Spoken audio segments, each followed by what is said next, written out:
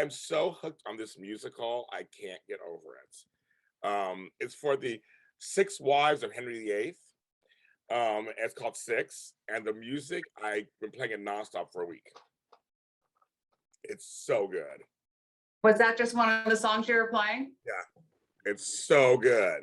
I mean, I'm not into all that kind of stuff, but my brother is. He's into the Tudors and all that. He loved all that. He loved all that stuff. I wasn't into that, but he was. They explained the whole story of each of the wives, and then on The View last week, Broadway's back. So Broadway reopened, and that's one of the musicals that reopened. Frozen. It's Frozen, Lion King, which I've seen both of those live.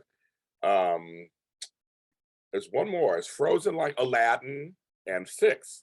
They'll open to record selling. I mean, like back in New York, they're like, you have to be a vaccination card. They don't care. You have to wear a mask on performance. People said they don't care. They're seeing live theater again. They don't give a fuck. So they're like on there. And I love the fact that this musical, it's like about the lives of Henry VIII. I mean, like it's really good. I'm like, okay. The music's so good. So I'm hooked. I'm happy you're happy this morning and energized. I'm feeling it through the Zoom call. I love it. Yeah. Well, I woke up to problems this morning, but love wins. As we're recording this, it's national coffee. We did what do you think saying? Every snack you make, every meal you bake, every bite you take, I'll be watching you. That's our dog Kima, our Siberian Husky, and it's legit. Well, it's the police song, Every Breath You Take. I love that. Of course, yeah. So we found these online and Les ordered them for the house, and it's real because we're at the dinner table and she'll go from chair to chair, like, anything for me? No? Yeah. Okay. How about you? No, nothing? Oh. That's what they do. And mine is for National Coming Out Day, which is when we're filming this, it's on National Coming Out Day today. It's got light happening to it. I can't. It says love. There we go. Love rules. Love rules. Gay flag colors. And it's also Columbus Day as we are filming this. It's a bunch of different days as we're filming this. But I just do that. I'm freezing in my house, so that's why I'm wearing. What's going on with the cap and the sweater? It's cold in my house. I mean, it's so LA. It's so weird. Like it's hot yesterday, but it got out of my skin. This morning, it's freezing in my house. Yeah, and it's gonna be like 40s overnight this whole week. So I love it. I love the cold weather. I love it too in bed under the covers of my Afghan. But when I have to get up and I don't realize how cold, because it's actually, as we're filming this, it's getting sun's coming out. So folks, if you don't know where I live, in part of LA, I live by the water and the airport. So we have the marine layer, they call it, in the morning first. So it's very overcast, but it's not rainy or nothing. It's just overcast and the sun breaks through. So the sun is starting to break through, but it looks sunny. It's bright on this side over here. It's bright. And so I'm like, well, it's bright. It must mean it's warm already. So I got out of bed. I'm like, oh my goodness. So old man James is home, having a sweater on and on his cap because, that also on his hair is a little crazy. So it's kind of, we're working out. I styled my hair for you today. I love it. I do. I love your, I love your hair. I love it. I love it. It's like, I haven't seen my hair straight in months. You like it straight? It's kind of a hit and miss because, the hair isn't cut, so it's not clean. And my hairdresser had a riding accident. She fell off her horse. Oh, yikes. So it might be a while longer. Yikes. All right. When you find a good hair person, you have to hold on to them. It is completely like nothing else. A good barber, good hairstylist, good everything. You have to seriously do it. I would cut relationships if I could keep my choose. If I had to say, go James, right now I don't have nobody, but if I had somebody, James, you have to make a choice. Either your hairstylist of 10 years who does your hair perfectly, or your relationship, and they get on your nerves half the time. I choose them over here. I got my hairstylist for $500. Yes. Oh, yes. And there's a whole thing about, there are some hairdressers that know long hair. And there are some hairdressers that can just do these really funky, cool cuts. So you have to kind of pick your talent base based on how you want to look. and trust me, I've been doing this a lot, you know, and I'm a relationship person, so I tend to stick. So I've basically, since my adult life, had 2 hairdressers, and I'm, you know, 50 something. I mean, it's not about wow, like that's a long time. I mean, it's like that. Like, geez, James, calm down. That's bad, but it's. I mean, I'm saying wow in the sense of Wow. like wow, really 2? That's it. Yeah, it's 800 2. years old. You're like 800 years old. What's crazy? No, And I haven't had to give up a relationship for them, so. very like I never have either. But the point is, you find I had one because when I was in San Francisco, I had one guy for the 16 years I was there, and then he quit. He left the business, and there was. I'll give a shout out to Anthony on Castle Street. I literally cried my last haircut. I was like, you can't do this to me. This is all about me. It's all about me. You don't need to do anything else in your life except cut my hair. Well, I just say, could you like wait once a month? He was like, no, bitch. By the house.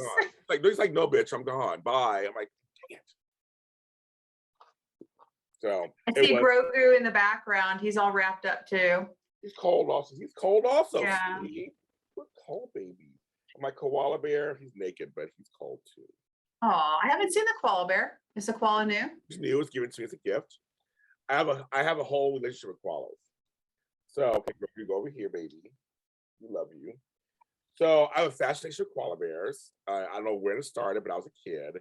My first term paper in junior high school was on koala bears in Australia. And I learned there were actually koalas. And I have a brick in the koala house. They were there. I have a brick in the koala house at the LA Zoo. Okay. I have never been to Australia. Well, I'd like to go at some point. But I'm fascinated. I know they only have chlamydia and they sleep all day long. They get high, you can lift the sleeves. I don't care. I want one. I like them. They have claws. You know also that they're not the cute, cuddly. No, they're not. Okay. Yeah, I don't want you to be disappointed when you get excited and, you know, they kind of scratch at themselves and then they just look away. And I'm gonna force them to love me. I'm gonna force them to love me. You're gonna force your love on them, and then in turn, they're gonna feel that love and be so inspired. They're gonna love you back. See, you get me completely, Melissa. You get me. You get me. You get me. Thank you. That's exactly what it is. And I love you. Yes, exactly. I love you. That's why you get me. So that's perfect. How was your weekend? Someone's thanking me for a chat last night. Oh, honey. That's why I had a good talk last night. My weekend. So I'm tired today. I get some preparation H in my eyes to hide the puffiness because your friend here got hooked on a TV show. Oh, which one? Tell me. It is okay. So I kept hearing this thing about SquidGame. I'm like, what is a Squid Game? So I thought, okay, I'm gonna at nighttime. I go, okay, it's around 10 o'clock at night. No, it was early next. It was around 9 o'clock. I go, I'm gonna check out this Squid Game. I'm gonna go on Netflix, see what this episode was. Right. I know it's Korean, but it's dubbed in English. And I was like, okay, I watched the first 30 minutes, like this drama, and it's like the guy is unlikable. Lead guy is unlikable. He's like a loser. All this stuff. He's not good to his mom. He's not good to his daughter. He's a loser. Then he meets up with this guy. So I don't give it away to people who are going to binge watch it or watch. Right, because I haven't seen it yet. But this part is not really anything crazy. And he gets recruited for a game. Okay. At moment 31, I had to sit up. It told me, that's what I'm watching. That's all I gotta say. And I binge watched 7 episodes in a row until 4 a.m. Oh, James. I had to stop. No, because there's 3 more. It's 9 episodes. I said, James, you have to stop. Then I was like, I have to watch a comedy before I go to bed because I dream what I watch. That's interesting. I didn't want to dream what I watched. Trust me. If you don't like gore and violence, don't watch this series. Oh, wow. No, I do. You'll like it. To me, it's like Twilight Zone episodes gone really wrong. love it already. Yeah, that's all I'm gonna say. Sounds like a good pitch, by the way. Thank you. And I do it for a living. That's why I know how to sell sell things. I'm a good salesperson. But then I started to watch a comedy. So I watch a half-hour comedy, kind of calm me down. I'm not going to go sleep. Because the last episode I watched, I was crying like a baby, just sobbing. So there's a show called United States of Al on ABC, that's it, ABC, CBS. Okay. Now I know it was a season premiere. I know that it's about an Afghan interpreter who moves in with his family in Ohio. It's really kind of funny. It's really quiet kind of comedy. It's really funny, not slapsticky or anything like that, but just rooted in some truth or whatever. But it makes me laugh. It's really, the two leads are really great. Well, little did I know, the season opening, they decided to address the Afghan fall. Oh. And the lead guy's trying to get his sister out of Afghanistan. I was sobbing like a bit. My eyes hurt so much from crying for an hour and a half. From the other show to that half-hour comedy, there was no laughs whatsoever. It was well done. I just want to say, anybody watching from the show, you guys did a great job. You guys did a great job. You never know who watches the show, so I gotta be careful. No, it was a great job. Make sure it's a great job. It was good. I'm in the industry, so I gotta make sure I don't think about it. But no, it was really good. But it wasn't a comedy episode. So I ended up crying a baby to that. So my eyes hurt so much, I cried myself to sleep, basically. Did you dream? I did. I cried. My dreams were all over the place. I was like trying to dodge people and escape things. It was all over the place. Do you journal your dreams? No. No. I use them later for like songs or stories. I do a lot of. I don't journal anymore because I write so much in my regular life. So I turn it to I arted.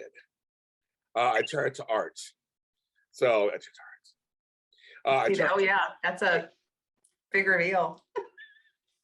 My breasticles. I turn it to art, and I channel it into songs or poems or my audio dramas. So some of my ideas do come from that. So it does work on some level, but no, I just it's crazy. So I try to watch it's crazy. So that was we binge watched Dead Mountain. It's actually a true story about 9 hikers and a 10th person who die on this mountain. And the rest of the story they built around it apparently wasn't, fact-based. Great movie, but it's Russian. We love foreign movies. We think they've got it going on. So I'm reading subtitles because I can't do the dubbed in English. It's like watching Godzilla when I was a young girl. It drives me insane. So I actually have developed a knack of reading the subtitles and watching as everything is going on and being able to take it in. So we binge watched 7 episodes and we were like much earlier than you though. I think we were in bed by 10, but I was like, I gotta go to bed. And there was one more episode and you always go, well, it's just one more 45-minute segment. Yes. And Les looked at me, he goes, no, we're going to bed. So it's called High Mountain? Dead Mountain. Oh, dead. Excuse me. Sorry, folks. Yeah. And there's this whole spiritual, aspect to the mountain. It's very interesting, but it's really well done. It's really well acted and scripted. So yeah, it was good. I can't wait to go home and see the final episode. That's it. Well, see, that's me. I'm like, okay, so today I'm like, I'm not going to watch the rest of SquidGame. I'm going to take a little breather. Okay. 7 episodes is enough. I'm going to watch other things. Well, I watched part of this one. I was finishing up. That's what I love about Netflix, because on Netflix, wherever you stop, it stays there. So you just go back and you can pick it up right up. So I was watching, I don't know how you were. I was a huge Garth Brooks fan in the 90s. So you weren't 90s. So, okay, so I watched his documentary. It's him talking now. They actually have his ex-wife. I love Trisha Yearwood. They had Trisha Yearwood and the kids, and we could see his daughters. And it really talked about, in the 90s, him and Shania Twain really were the leading country pop artists. Like I love Shania Twain, just my other girl. But they were huge. Like they were huge. Whether you liked them or not, they were like so well known. I mean, their album, they were talking about how insane these albums were selling, like 80 million and 50 million. And like, I mean, and how he started from nothing. Yeah. And just kind of came up. and you know, the Thunder Rolls, remember that song? All these songs that were like really big, and Friends in Low Places. I mean, I remember like, oh my God, when that came out, like it's just funny how I connected with him somehow, and that's the power of music, right? It's like Yes. I'm not really into. I like some country. I grew up with some country, but I connected with him for some reason. I really like it, and he's really emotional. He cries all the time, and it's like I'm emotional too. So I'm like, we're both big ass criers. But I kind of like that about him. And Trisha, I love Trisha. I just think I love her, and they seem like a really cute couple. I saw them live at a private concert in Las Vegas years ago. It was just those two and the guitar. They had two guitars, just them, and it was a great intimate concert. That was nice. But you're like, yeah, okay, Garth Brooks. Not to say that. I like the man. I mean, he's a real guy, right? He was a super famous, very successful man who was down to earth, could walk into a bar, belly up to the bar, sit next to anybody and have a conversation. So I think a lot of folks were attracted to Garth because you felt like they connected on a lot of levels with him. You know, most country back in the 90s was not my genre. Country today is really different. And Yes. So I'm listening more and more to some country music. Is my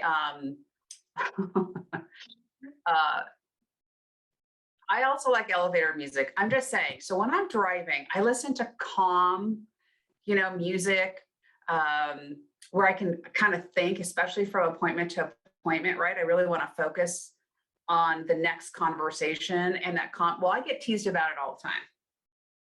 And I love watercolors on Sirius XM when I'm driving around town. That's what I listen to. And I get teased about it because my stepson, he's in the car quite a bit, teases me, and he wants country. And my husband is, 70s classics. And I love it all, but not when I'm driving. Well, I have a friend who looks, I won't say his name on here, but if you're watching this, I love you to death. I'm saying it as to contrast. You look at him and you're thinking hip hop, rap, down home, hardcore, whatever. When he drives, it's classical music. Yeah, I get it. And I get it. No, I get it. In LA, folks, in LA County, where people don't know how to drive, and this is laughing because they don't know how to drive, and it's traffic all the time, and people doing dumb stuff all the time. All the time. You need something. I get the whole. Do you remember back in the day, Coast 104? Oh God, yeah. They played the soft hits. They played the soft stuff. I get it while you're driving. I totally get it. I would fall asleep to the Coast 104. I loved it. Mm-hmm. But I love rock and roll. I love classic rock and roll. That's my genre. I grew up. My dad was, loved rock and roll. So I go to all the classics and some heavy metal bands too. That's what I liked growing up. Yeah. And then, as you get older, your tastes evolve. But I never left classic rock. I love it. It's a great genre. And it's you had grunge come through, right? And I think they're great, but they remind me of an element of some classic rock and roll. So you didn't. So you growing up, because yeah. we're the same age, same time period. My mother loved Kenny Rogers. Okay. So you didn't. So for you, even that or Dolly Parton, any of those. In my household, my mom loved Barbara Streisand. Oh. So I grew up listening to Barbara Streisand. Yeah. And loving Barbara Streisand. And so she was the artist of the house. Okay. And then, my dad would listen to Clarence Clearwater. Oh yeah. We're talking Boston, all the classics. So that's what I grew up on. Yeah. CCR was a staple in our house. I was like Down by the Bayou. Oh yeah. Their version of Proud Mary.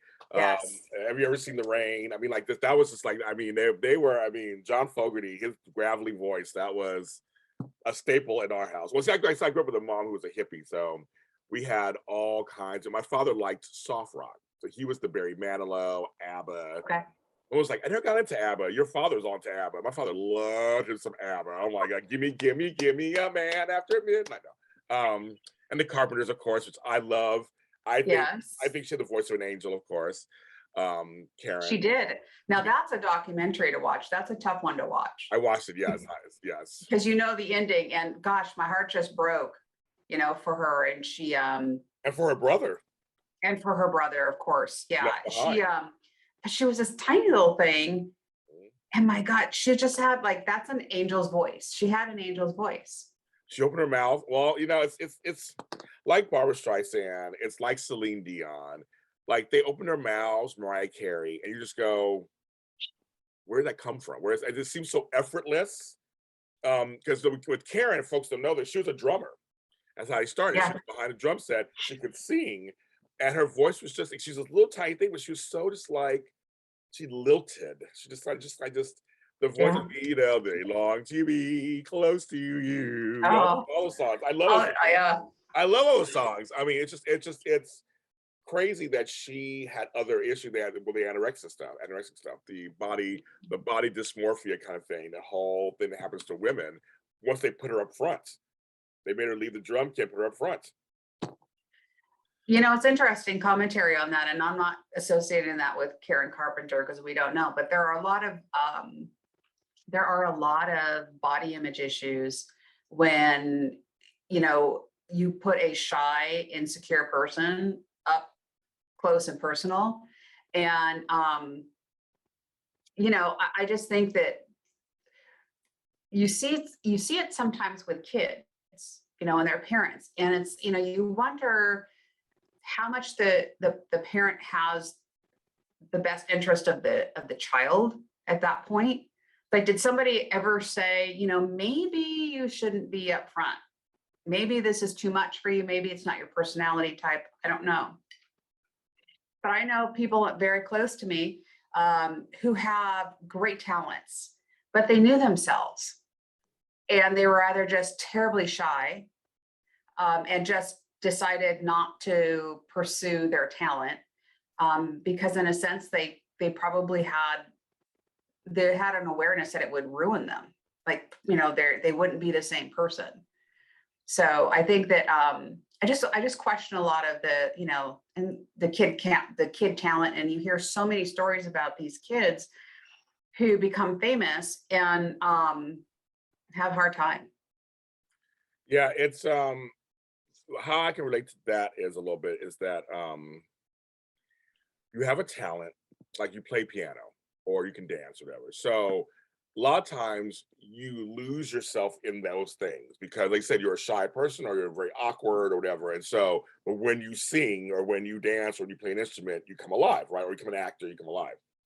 A lot of folks are always shocked when they hear people performers are shy off stage, right? They all of a sudden they don't do interviews. And I had a few where they're so charismatic on the show, and I sit down with them and they're like, "Yep, no, yeah." They're like, "Where'd all that charisma go?" But you learn after a while. It's like, oh, when it becomes someone else, or when they're presenting something to you, that's their wall, that's the shield, right? But then also this other thing happens, and I kind of know a little bit about it myself because of what I'm doing. Once you put yourself out there, then all this other stuff happens that you're not really prepared for. And even though I came into Hollywood later, I still was not prepared for some of the nasty things that were said to me about my body and my face and my teeth and my race and my color and my age. I wasn't ready. And I mean, I'm not saying I've never called names before. I mean, I have, and I'm like, a few choice words. Mm. But when it comes to a larger scale, it's really weird. And so for these folks like Karen Carter, I mean, I'm not comparing myself to them at all because they had it 100 times worse than me, but I have 1/100th of it. And I had co-hosts cry and break down when someone says, "Gosh, she's so ugly. Why is she on television?" And you're forgetting it's a young woman who wants to pursue this job of hosting, and she put herself together for you, and you're saying she's ugly. Right. And so I had to literally, I'm consoling my co-host because someone wanted to be mean. Just wanted to say whatever they wanted to say. The morning show, watch myself. But that's how angry I get about that. I almost get teary-eyed about it because I don't like that. I think it's such. And so for Karen, for a lot of even like Michael Jackson, who had no childhood, basically, all these people who just like. That's why I love Madonna. Madonna was young when you remember when she was, some of these young kids don't understand. Madonna is not just an icon because she's an icon. She was doing things no one else was doing, and she was like in her 20s. Yeah. And she seemed to survive for the most part. She's a little weird, probably in little places, but for the most part, she's still working it out. But for for the Catholic Church came after her, the religious Oh, yeah. came after her, men came after her. I'm just saying that she was like 23, 24 years old, Melissa. That to me, like, how do you even develop? So you said some folks have the strength in them, they can do it. But for a lot of people, when someone tells you you're ugly or I hate your hair or why you all this, like it can really hurt your feelings because you're thinking, well, I just want to play the song or I just want to act for you, and they're attacking your looks. I think Madonna, and I'm pretty sure I described her like this on one of our earlier sessions or podcast sessions. These are therapy sessions. They are really therapy with James Melissa. And we encourage talk, right? Because that's what we're doing here. So friends should talk all the time. Yes. Be comfortable talking. Just find a good friend first and then be comfortable talking. I agree with that. Fearless. She was fearless. And I was a young woman watching her. And for me, the sexuality that was always Madonna. It was always a part of, of her presence. But I also felt that was her rebellious side because, her father was a priest. No, just very religious Midwestern Italian Catholic. Right. So that was, so she pushed away from everything that she knew growing up to break out and be herself. That's a big message at any time, and like I'll never forget her doing that interview with Dick Clark, and she's told everybody she wanted to rule the world. She did. One day, and I believed her. Me too. And she wasn't big yet, folks. Believed her. She was not big yet. She was just coming out. Very big. Yeah. And literally, because she sang "Holiday," which was her big hit at the time. Yes. And then "Like a Virgin" came out. I love that song. Me too. But then "Like a Virgin" came out. I changed everything. Everything. Yeah. That song changed everything. There's a song on that record, "Love Don't Live Here Anymore." Yes.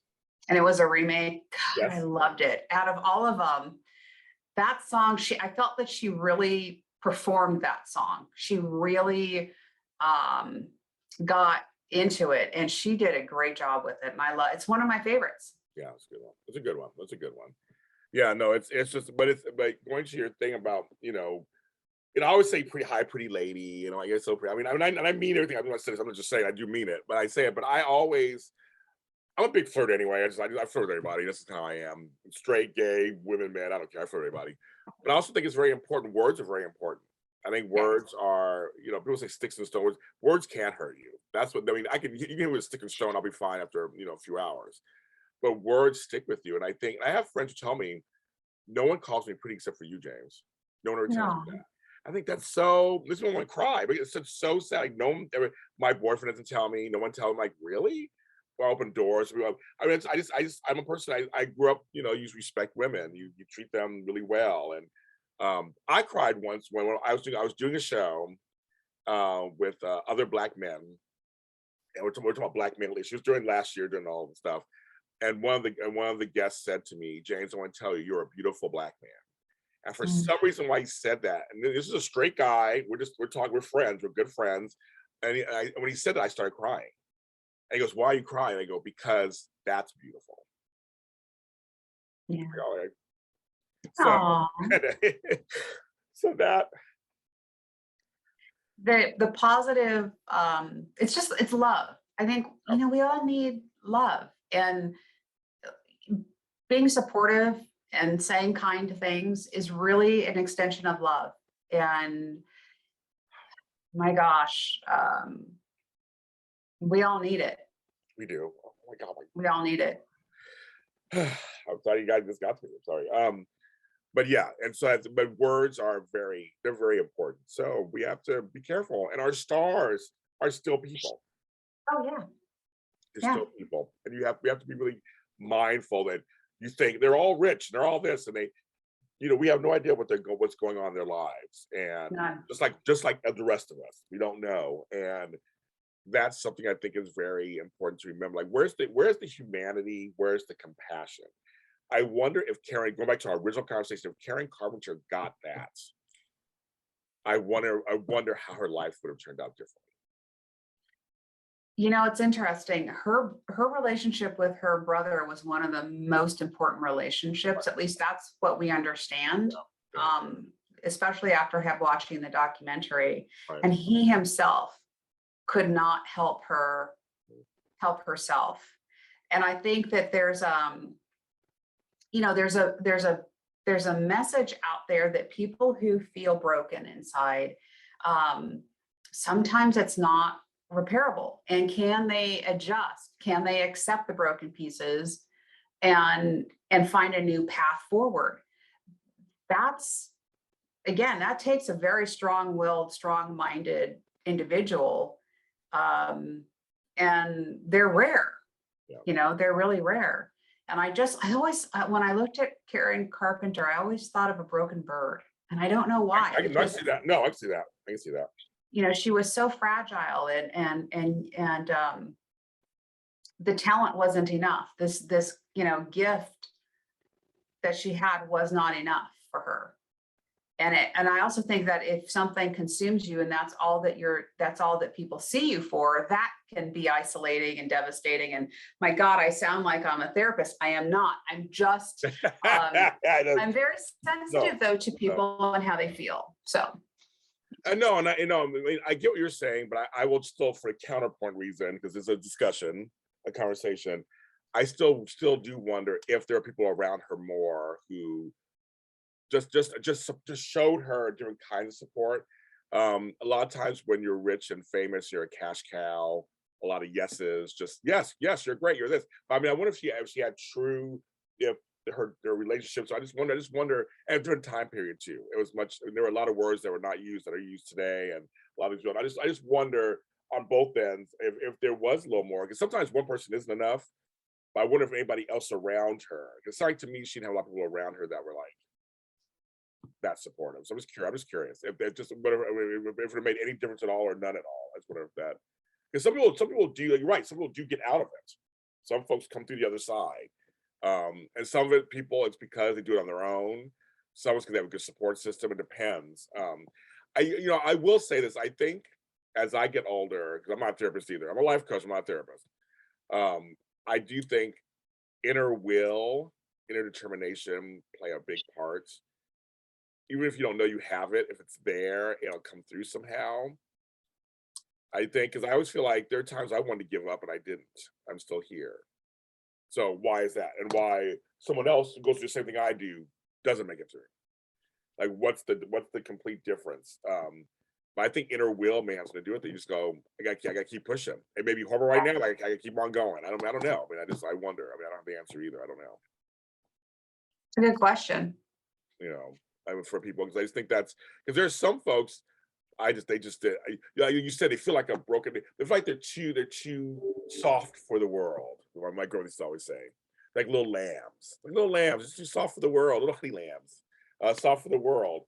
Like my grandma say, yeah, they're like lambs. They just couldn't make it. It's like they just couldn't go any further. So I just wonder if that's just the case. And there's some people who are just really soft for the world, so they're here for that finite time. Mm-hmm.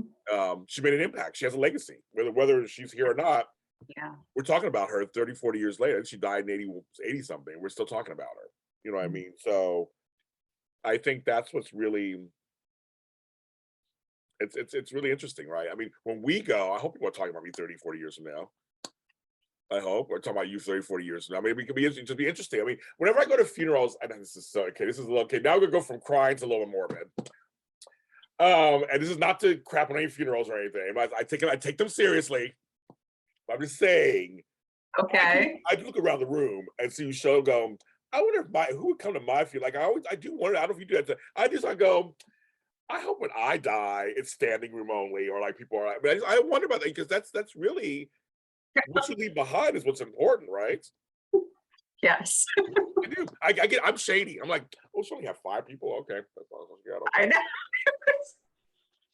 Or I'm like, or nobody wants to speak. No one wants to speak. We have nothing to say. I'm like, what's going on? I mean, That is the most uncomfortable thing.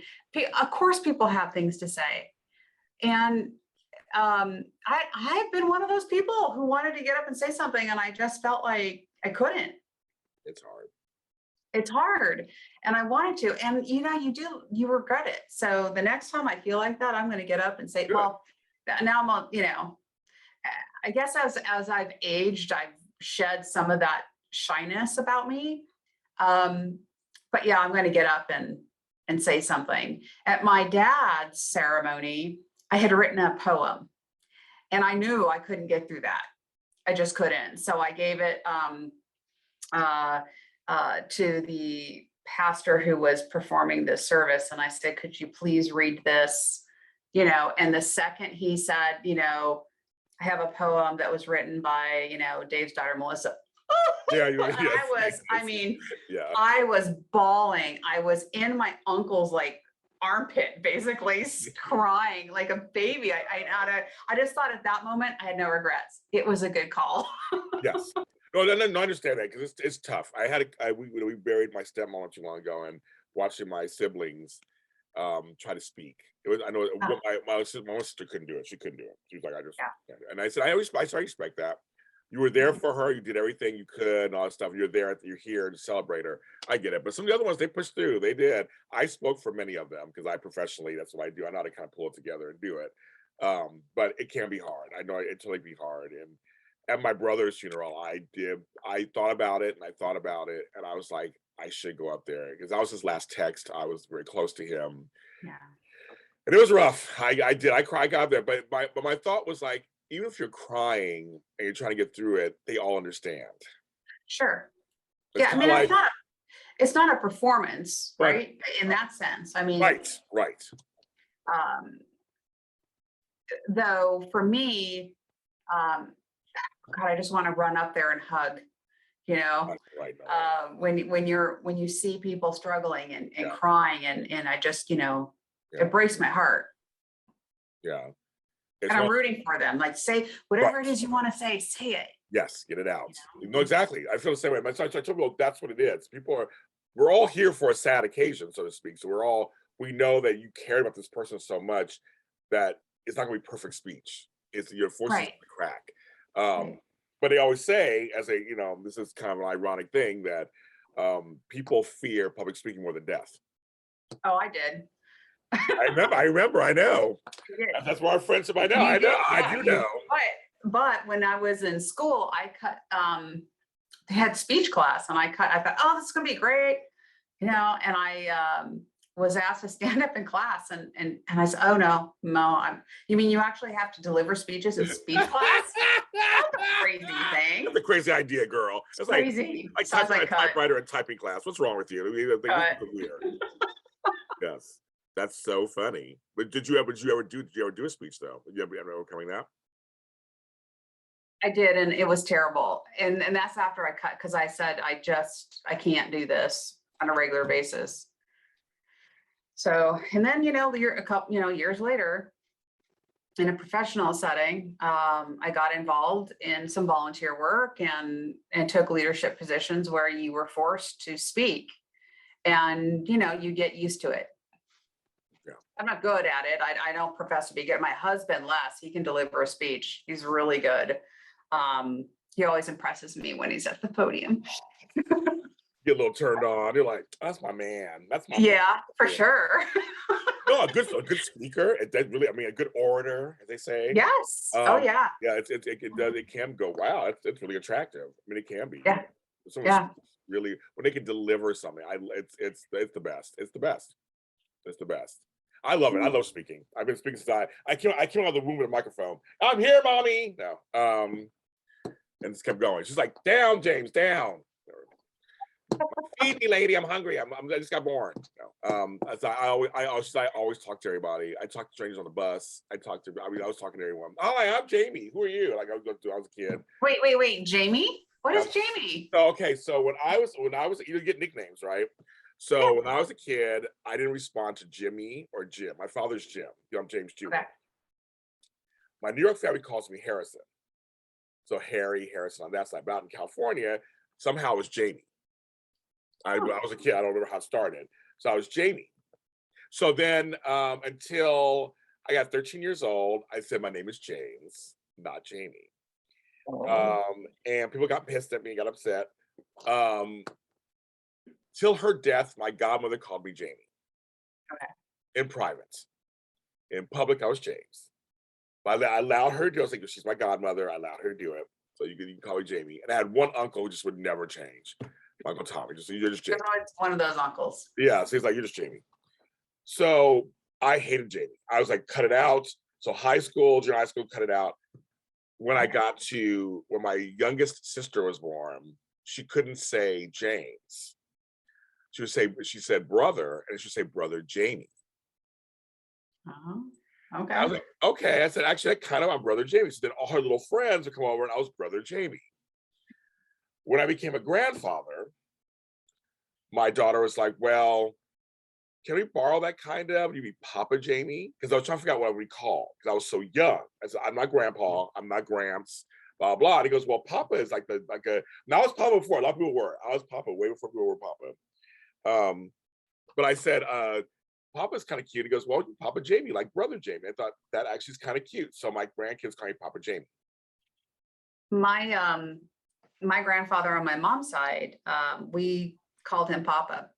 Okay, so there you go. Yes. Yeah, he was Papa, and my grandmother was Nana. So it was Nana and Papa. Yeah, see, Nana. My grandmother would be Nana. My mother's side, I never called her Nana. She wanted it. I just was my mother's Nana to several of her grandkids. She's Nana, but she's mostly Grandma to them. Grandma B. She's a great grandmother, so she's great Grandma B. Gigi, great grandma. Oh, I love that. Gigi, it's another one. It's another one. But no, I didn't want to be Grandpa. They joke around and call me Gramps. Joke around. Of course, get on my nerves. Get on my nerves. But he was Gramps. Sorry. Hey, Gramps. I'm like, no. But my father, because he was Jim, and I was like, I now want to be Jim Jr. I know I'm Jimmy. I'm not a Jimbo. I'm not Jimmy. They say little Jim. No, I'm not little Jim. It's having my name James for some reason. See, look, you're Melissa. They don't necessarily automatically give you a nickname. When it comes to James, they do. Hi, I'm James. Hi, Jim. No, I said my name is James. I correct them. My friends will tell you I don't have no shame. Going to these conferences back in the day, back in YBAC, these conferences. Oh, hi, Jimmy. No, my name is James. I would correct everybody. I had no shame. This is my name. You don't call me Jimmy. You know that. So that bugged the S out of me. It still does. I can see that. Yes, I think you should never nickname somebody unless when they introduce you as themselves, you take it, and then later nicknames may arise. If I said, "Hey, Melly," that was my sister's nickname. Well, there you go. But I mean, but I would say, but you say my name is Melissa, I wouldn't go, "Hey, Melly," "Hey, Melly Mal," or Missy, or Missy. I don't like Missy. Yeah, you're not Missy. As I say, you're not. I'm saying that's not. But if we later became good friends, I mean, we are friends. But if we became, then I would say, give you a nickname, it'd be different. Then you go, it'll be a nickname that's agreed upon, kind of like it's just understood. Right. So I don't. There's one person that can call me Missy. Who's that? Jeff Lang. Oh, Jeff, my buddy. He calls me Jamie sometimes. Yeah. There you go. He's a nickname guy. Yeah, he is. And for some reason, when he says it, it doesn't bother me. Me neither. I don't know why. It doesn't make any sense. I know why mine, and he knows why. That's my long. Oh wait, is there a story there, James? My long-standing man crush. You guys remember that? I've had a huge man crush on him for 100 years. He knows that. That's how we became friends. Well, if he didn't, he knows it now. Oh, he knows. I mean, no years, but that was our whole thing. That he was. I said, you're my straight boyfriend while we're here at the conferences. That was always our thing. We're very close. Yeah. I like him a lot. Well, he's a great guy. I mean, he's a great guy. He's so much fun. Yeah. He's so much fun to be with. I mean, he's, all the girls wanted to be with him. All the boys apparently wanted to be with him. Or hang out with them. Of course, the other ones want to hang out with him. He's fun to hang out with. He drinks. He plays golf. He does all these things that guys like also. And and then he has these 3 kids that are totally growing up. But yeah, I know the whole everyone knew because Nicholas would be like, "Oh my God, there's your man over there." I'm like, "It's my man crush." I don't know from the very beginning. I was always that was my man. Oh, But he that's so knows that. He knows that. He knows that. We've been they're friends for 100 years there too. Another one's been friends for 100 years. But he called me Jamie sometimes, and I didn't care about that. But call me whatever you want. Don't call me late for dinner. Well, how funny though that you and I know the same person, Yes. and he's called us nicknames, and we both go, okay, Yes. it's him. It's just you just accept it because it's coming from him. I have one friend I've known for 34 years. No, so when was 1988, 89? That's 33 years. Wait, how long is That's a long time ago. a long time ago in a far land, far, far away. No, when I was in Sacramento. Galaxy far, far away. That's our Star Wars reference. Thank you, Grogu. I used to work as a waiter at a restaurant in Sacramento, and the chef, his name was Don Ray. Hi, Don, I love you. He calls me Sugar. Oh, It's something that we started a long time ago. Like he's like this 6'4" Amerasian guy who's just like, I mean, whatever. We used to get along. He was Chef Don Ray. He was great. We always call him Chef, of course. You always call him Chef when you're working. And my nickname was Sugar. I forgot where it came from. And to this day, whenever he goes, "Hey, Sugar, how you doing?" I just whatever. It's. So I don't mind like nicknames. There's different nicknames. It's been agreed upon. It comes from the person who's delivering it. Yes. You know, and where it's coming from. Yes. So yeah, I like Sugar. Isn't it funny? He goes, "Hey, Sugar." And see, I call people Honey Lamb. And so I have friends who will like, "Hi, Honey Lamb," or "Hi, Honey Lamb," because my late stepfather who passed away this year, Larry, used to call people Honey Lamb. I thought, what's a Honey Lamb? It's like just somebody cute. They're special. So I started saying Honey Lamb to people, and they're like, "What's?" I said, "It's lamb with honey on it." I said, "It's just a little cute little thing on it." And so some of my older friends will say, "It's Honey Lamb." I go, "It's Honey Lamb." I used to call everybody Honey Lambs, little Honey Lambs. Or baby angels. I always call animals baby angels. You're a baby angel. Baby angel. And they like and they go, and the kid, dogs are like, "You're a baby angel. You're a baby." I love riling them up. They get all riled up. And I'm like, they don't know what I'm saying. They probably understand the tone. I don't think they know what I'm saying. Yeah, no, yes, the tone definitely makes a difference. Although, they do have vocabulary, so that's when they know, is it treat time? And they're like, treat, yeah. They do. I know that crazy. I'll go outside, and all of a sudden, yeah. Yeah, with our husky, I'll go, you want to go for a walk, baby? And she'll turn over, and she looks back at her leash. Her leash is in a certain spot. That's where we leave it all the time. Or she'll grab my finger and she'll pull me towards wherever she wants to take me. That's so fun. That's so cute. Oh, it's so cute. Oh, she's adorable. I love that. I love my baby. They're baby. There are babies. Like I said before, I think on a previous show, we are not dog owners. Dogs own us. That's how I look at it as. Yes, and kitty cats. And well, cats are more self-sufficient though. They choose to hang out with us. You know how cats are. They do, but I love my little baby bear. He's a mama's boy through and through. Oh, well, I love cats. I love cats. I just feel like cats usually have their own. They choose. Dogs are just unconditional. It seems like compared to unconditional, and the cat does choose people. It's a one person usually relationship, and everybody else. How dare you sit here? Don't look at me. He's a one person. Yeah. I want to say one man. He's a one person cat. Like screw that noise. I know, like it's like winter over here. I know you're. Oh. And then, I'm like, sorry. I'm like, ooh, it's chilly. Is it time for like some apple cider? Like, what's going on? It's like it's cold out. I was seriously. Melissa and I are like, we 20 miles away, I guess.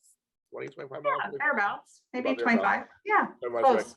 So that's I'm saying she's doing fine. I'm like in a parka, just like, oh my God, it's like winter. So it's really. When I did walk into the office today, it was 65.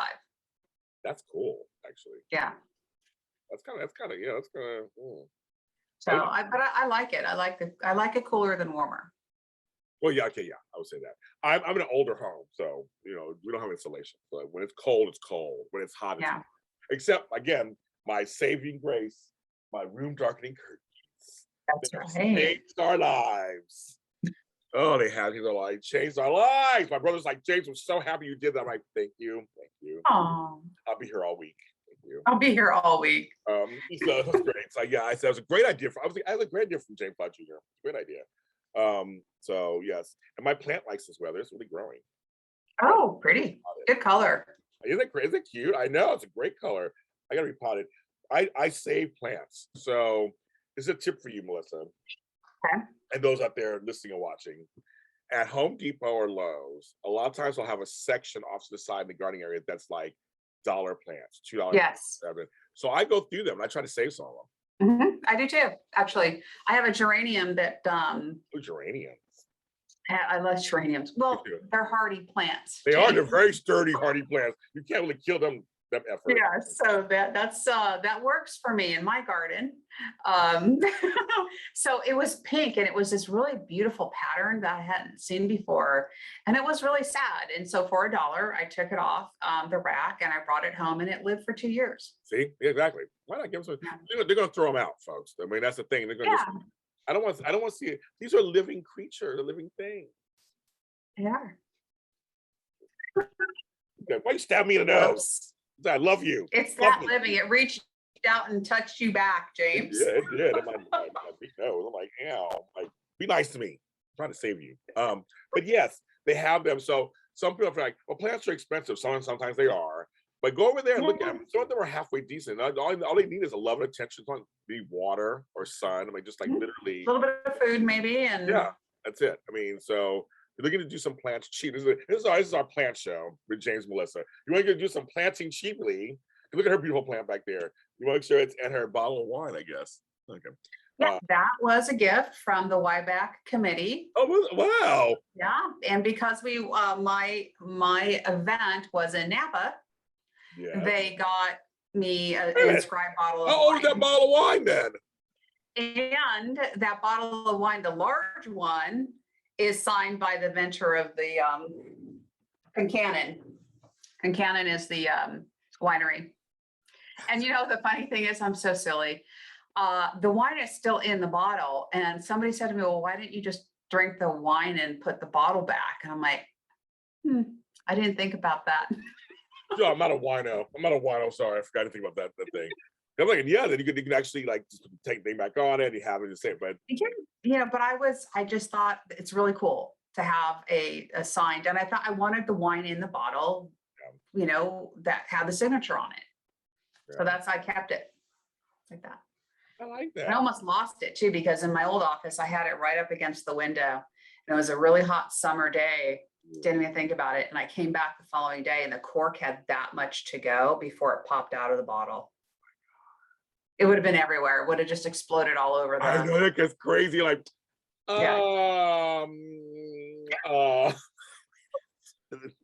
would be kind of cool to see. Lucky. It would be kind of cool to see, but to clean up would not have been cool. But just I'd have pulled painters and, you know, and recarpet it. It would have been everywhere. So yeah, I got lucky. I don't keep it in front of a window anymore. I mean, it would have gone everywhere. And wine stains people. It stains everything. Yeah. You have to move out and move back in. We're going to a party. It's funny when you say wine stains everything. We're going to a party this Saturday, and it's at a very nice neighborhood. And the invitation says, please bring a bottle of your favorite wine, but not red. It stains the carpet. No, I know those. I'm going to supposed to go bring white wine or clear liquor. They don't serve anything with colors. That's right, because it stains the floors. So there you go. I know rich people. I've been to a few of them rich parties, and the ritzy titsy parties and hoity-toity parties. I've been to a few of those. But I kind of get it on some level like this because you're drinking out and go, Oh yeah. You know, when we were, my sister and I would throw a party when my parents were out of town. That's the one thing that we, feared, was somebody destroying the house, or my mom had beautiful, real hardwood floors, and God forbid something stained them. You couldn't like move the carpet over enough, it's just going to be right in the center of the room. And here's what's so funny. Somehow you didn't stop doing them. I didn't deter you from not doing them. Just check it. I'm just making an observation. Oh, yeah. Where's I mean, it's just checking. I mean, we were so scared. You should have did it. But you're like, we'll take our chance. Through the fear. See, it's a lesson for everybody out there. It's a lesson for everyone. Do it anyway. That's the lesson. And we'll end the show here. So you guys, we didn't say the beginning but this is Coffee and Conversation with James and Melissa. And this is what we do. We talk about we got all kinds of girl in this conversation. And James got a little emotional. That's what we do. That's what we do. We're here on Monday mornings talking and chatting and having our coffee. Coffee. We are on all streaming services. So every audio platform, go there and you can find Coffee and Conversation. And thanks for making our last couple episodes almost in the top 10 of my video. So thanks where people are watching us. They're watching us, Melissa. Nice. So thank you. Thanks for watching us. Again, I'm a little cold today and she has beautiful hair, but we're here for you. So YouTube, JLJ Media, that's my network, JLJ Media. Go over and check it out. Not just me. I have just also on a side note, I have 2 videos out right now that everyone's watching apparently. Oh, nice. I made up 2 songs. One's called I'm Over It, and the other one's called I'm Tired of It. And oh my goodness. They've gone viral. So you can check them out on my YouTube channel or TikTok where I'm on. You can on TikTok also if you want to. But subscribe, follow to our podcast, share with all your friends, grab some coffee and listen or watch us. We appreciate you. Have a good week. We'll see you next time. Bye, everyone.